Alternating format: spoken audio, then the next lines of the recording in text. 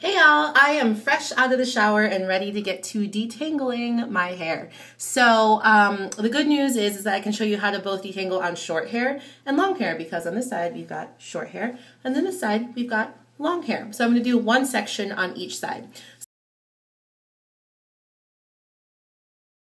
So on the short hair side, I generally don't do this, but just for ease of showing everybody, let's use one of my handy alligator clips. If your hair is so short, you might not need to do that, but just so I can show you up close and show what section we're going to work on. So we're going to use this little patch right here. So make sure that your hair is thoroughly, and I mean thoroughly, saturated with conditioner. If you need to, add a little bit more. And I like to start by working my fingers through and just kind of letting them glide through the hair and making sure that the conditioner is worked in. Shorter hair I find is easier to detangle because there's obviously less of it. There's less hair to be tangled. So I just like to make sure I can go through and that my fingers are gliding through and get rid of any pesky shed hairs that might be stuck in there. And then for the next step, I like to take my trusty wide tooth comb and just run that through each section, because that even helps to get those shed hairs out even that much more.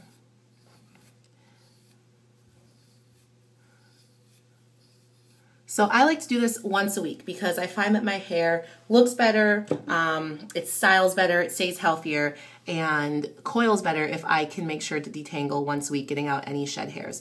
But once a month, I like to add a third step in detangling and use a brush. I really like this brush. I have a friend who is going to start making these, which is great, and then you can stay tuned for details. But see how the rows of teeth move? Well, that makes sure that it doesn't pull your hair as you're detangling it out. So it's really great for hair that is more fragile like ours. So I like to take this brush and just run it through each of these sections.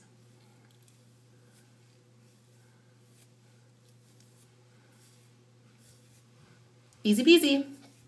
Detangling on short hair. So again, separate out a section if you need to, or if you don't, just let your whole short hair be there. Run your fingers through it, then comb, and then once a month, maybe use something like a brush or a tangle teaser or a finer tooth comb to really work through and get the shed hairs out. Next, on the long side, you're definitely going to want to get the clips out for this so you can make sure that you can practice and focus on one small section at a time. So I'm going to start down here closer to the section around my ear. I'm not really perfect with how I section my hair, but some people might be. Parting has never been my forte though. So I'll pin that section on the side. And again, start by working with my fingers. This section of my hair is actually one of the finest sections of my hair, so we'll do maybe a section that is a little bit more tightly curled as well. So work through the fingers, and then again with the comb, starting at the bottom,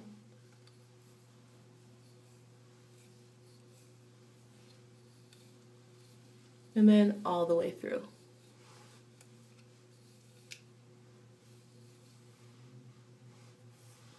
Okay, and once that is done, sorry, I'm going to pin this out of the way because it is getting in our way. Once the combing is done, then that's when I break out the brush. And again, start at the bottom.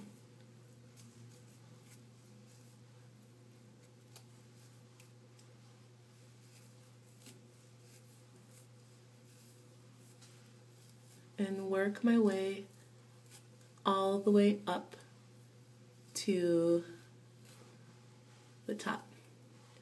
It's funny to see how a comb can, or I'm sorry, I keep calling this a comb, how a brush can really alter your curl pattern like that. But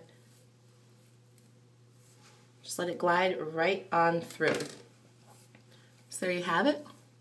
One fully detangled section of hair that I can easily, softly, gently here, I'll do gently around my finger.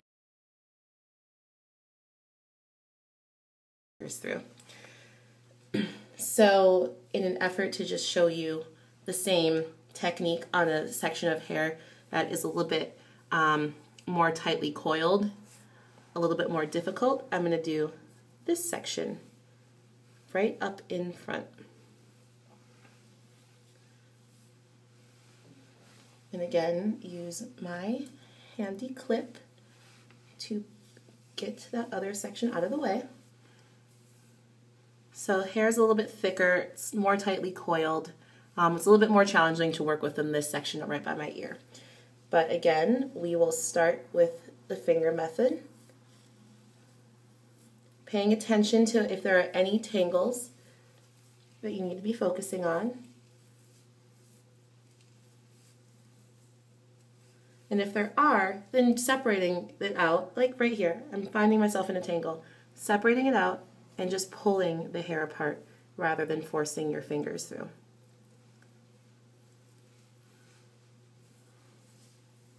Okay, so once I feel as though this has been sufficiently finger tangled, that's right, the comb comes back out and we start from the bottom and work up to the root.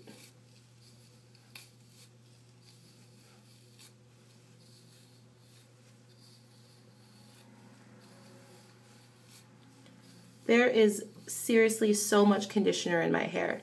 So the important thing is for everybody, I would say what kind of conditioner I'm using, but that really doesn't matter because I know it's a conditioner that has a lot of slip for me. But conditioners with slip are going to really vary by person to person. So what works for me may not work for you, but the important thing is to find what works for you and what has slip. So what do I mean by slip?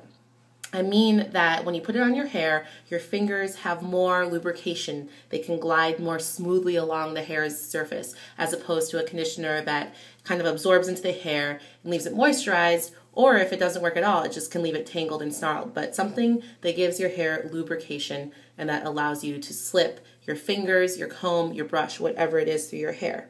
So now that we have thoroughly combed, let's just do it again, make sure. Never be too sure before this next step because this is really where the magic happens, as they say. You really want to make sure it's thoroughly detangled, is to take the brush and again start at the bottom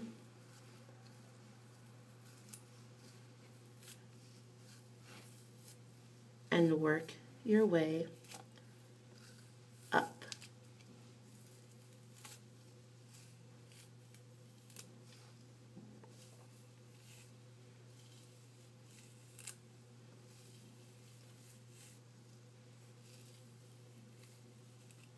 And you'll see those teeth kind of pulling apart, showing me that, hey, you need to slow down. There's something catching here. And once I do see that, I will go back through and refocus on that section. Like I'm starting to see a little snarl that's pulling at the bottom here. So let's figure out where that is before just ripping the brush through my hair, which can lead to breakage, damage, splits, all of those nasty things that we do not want in our curls, do we, ladies?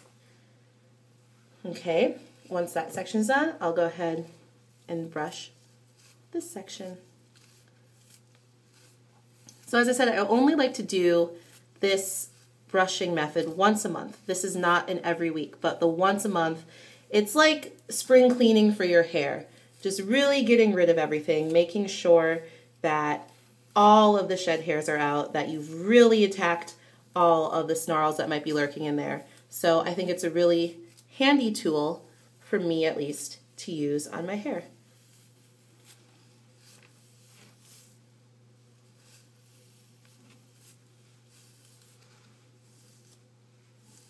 Look at that, curly bangs. Perfect, so that is basically my detangling method. So you saw how I used first, of course, my fingers on both sides. Fingers, comb, and then the brush. So I'm going to go do the rest of my hair, and what I like to do once I'm done detangling is actually recondition everything. I find that detangling will pull apart my coils, so I like to get back in the shower, put on conditioner once again, and let my curls rehydrate, reform, and then I do my styling from there. So I hope this was helpful for you, and let me know if you have any questions about detangling on your hair. Ciao.